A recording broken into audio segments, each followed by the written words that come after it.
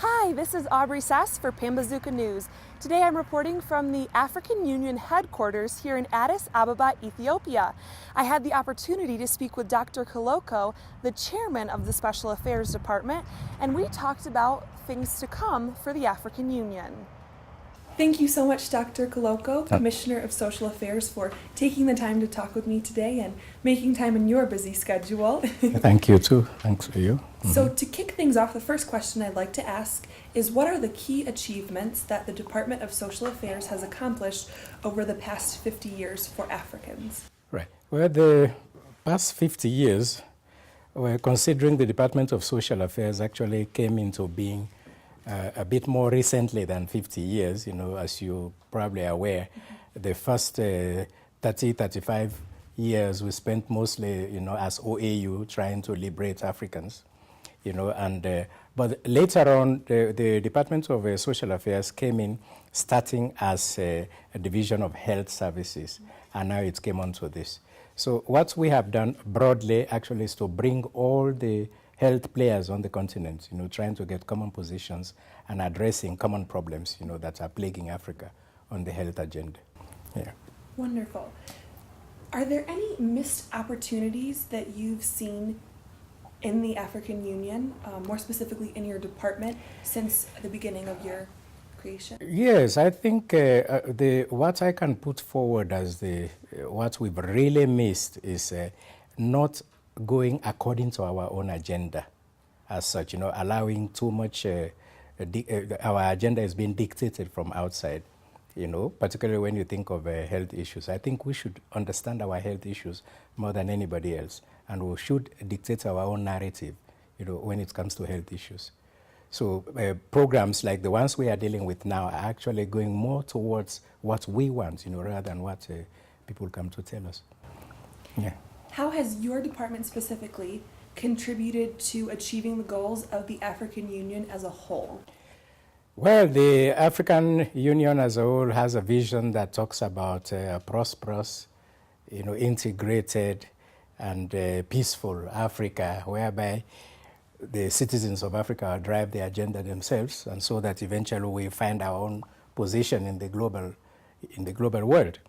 So, taking a niche from that, the Department of Social Affairs is saying, well, let's see if we can improve the health, if we can just raise the health of Africans. So in that aspect, we looked at it. It's a very broad agenda, but I decided to go for 3 goals here. And these are social development problems, human capacity development, and in particular, driving economic development using sport and culture. It may sound strange, but we want to use culture and sport, to drive political and economic development. Could you elaborate a little bit on that? I'm very fascinated on that last one. Sports and yeah. Well, you see, you would have realized that culture was missed out to a great extent during the MDGs. It was not actually directly addressed. And in Africa, culture is one and everything. Most programs have to have, cultural aspect backing them. Otherwise, the African people may not exactly understand what you're talking about. So now, hinging sport into that, sport, you can look at it. I'm being told by most organizations that sports and politics don't go together. In Africa, one has to be very, very careful, because you might just find out that you don't move much if some degree of politics doesn't get in there. Good politics, I'm saying. So there's a lot of money in sports. So I was just thinking, if we organize and we channel that towards our own social and political development, even governance can improve. Pushing our health programs can improve. Like, for instance, we are talking about our program, maybe you've heard of CARMA, the Campaign for Accelerated Reduction of Maternal Mortality in Africa, where we have the slogan that says, no woman should die while giving life. I mean, I can say this now, no woman should die while giving life. You can have this on television tomorrow. It may not be the same as if one of the well-known players like Yaya Toure says that or wears a T-shirt and says no woman should die while giving life. Many people will listen to him. So that's what we want to tap. It's that we want to tap. So with this new program, how do you plan to implement it and to make it effective? Oh, we already are on the implementation phase. We've signed a memorandum of understanding with the CAF, and we are going to do with ANOCA, you know, and even with the organizers of Africa Games. If you watch the last Cup of African Football in South Africa, you would have noticed that the African Union had a lot of impact. There were lots of advertisements on the 50th anniversary, you know, on maternal mortality, HIV/AIDS, you know, and things like that. And we think the advocacy is very good, you know, when you use sport. You know, that's a field full of fans who are wearing a T-shirt. It's a message that you send in one day that could take you the whole year. So that's what we're trying to tap from sport in general. That's wonderful. Yeah. Mm-hmm. Okay, so the next question I have for you is, how do you see Africa in the world over the next 50 years, looking forward? Well, you probably would have heard from most commissioners, we are looking forward to what's going to happen the next 50 years. So we ask ourselves three things. What do we want 50 years from now? What kind of a world do we want? And what plans are we making? How do we think we can get to what we want in 50 years? And third, even more important, I ask myself as an individual, what will be my role? What can I do to achieve those things that we want to achieve in 50 years' time? So I think if everybody asks himself these three questions, I think we'll go forward. We're starting it off with the narrowing down our strategic objectives in the African Union to about 8, you know, rather than the usual 100 something, so we have time to concentrate on them. And we are pushing our Agenda 63. You know, that is 50 years from now. We're starting with our post-MDG program, you know, and everything we are doing right now is going towards what we want to see in 50 years' time. And I've just told you one very important thing is within the next 50 years, we want to tell our own story, the way we want to tell it, and the way we want other people to hear it. You know, so I think this might make all the difference, what was absent before. What have been the achievements in relation to the Millennium Development Goals? Yeah. Well, this is something we've been looking at for quite some time now. Well, in general, the Millennium Development Goals had their use. They were useful in a number of ways. But I would have wished we developed them ourselves. We probably would have zeroed in on some more important aspects. Well, according to us, at least. I think I told you about the fact that even culture was not emphasized there. Youth, which is now one of the main agendas that we're driving, was not actually properly addressed by the Millennium Development Goals.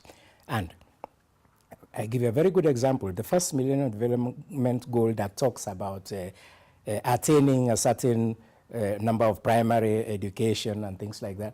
I mean, that would not have been the way I would want to do it, because we don't want to end up with primary school level educated children 15, 20 years from now. That's not what we want to do.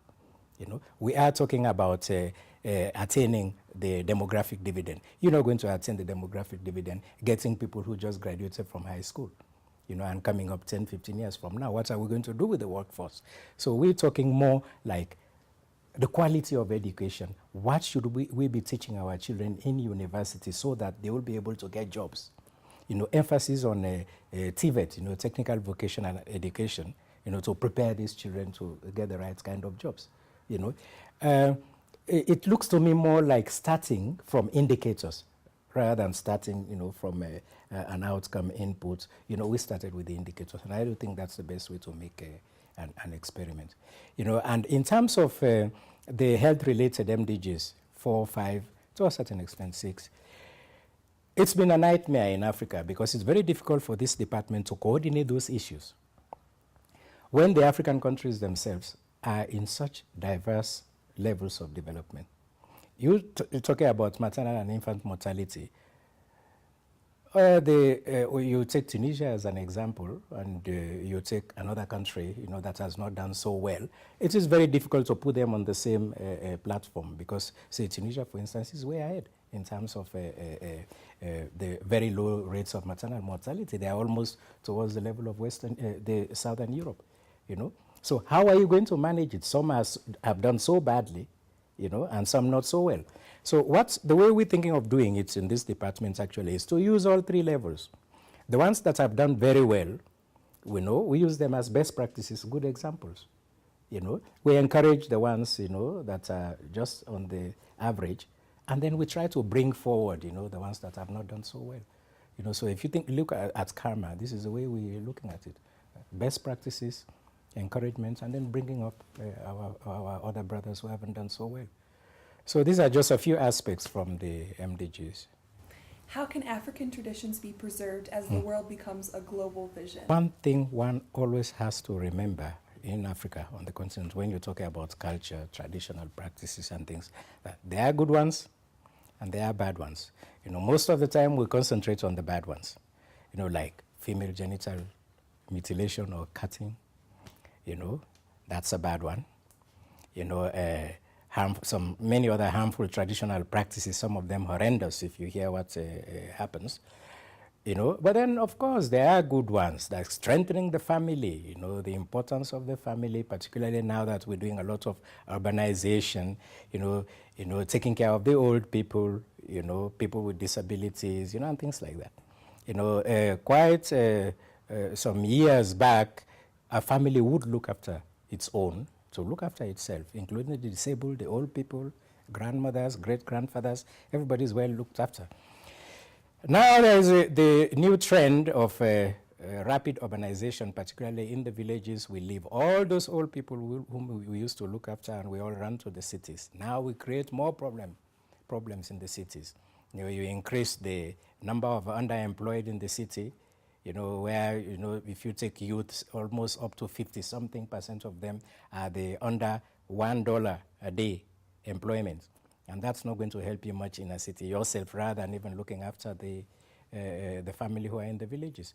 So these are the things we have to balance. Medicines, traditional remedies. I mean, we were here before, we were not all extinct before modern medicine came, we were here. So there must have been something we were doing.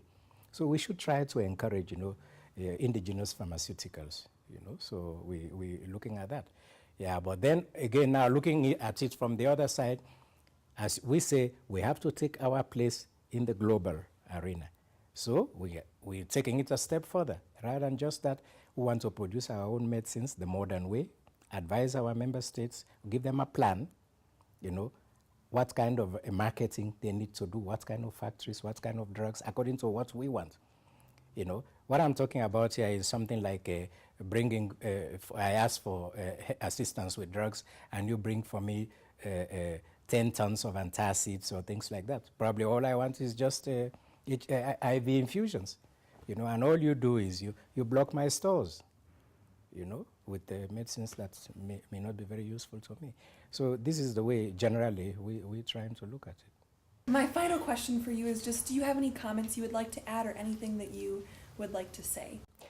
Yeah, you, the media, you have a very, very, very important role to play. Most of what we do in Africa it requires a lot of advocacy. We are sitting here in Addis Ababa, but we've got 54 member states.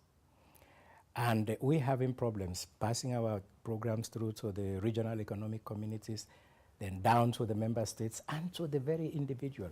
You go to some countries, you talk about the African Union, they say, it's those people in Addis Ababa. They don't have the information at all. The African Union is not those people in Addis Ababa.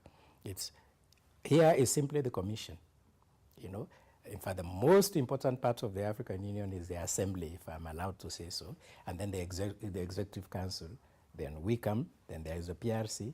So it's a body, that tries to determine what's good for Africa. But we really need the advocacy. We need people to understand and to know what the African Union is doing, and what kind of support they should be given to the African Union.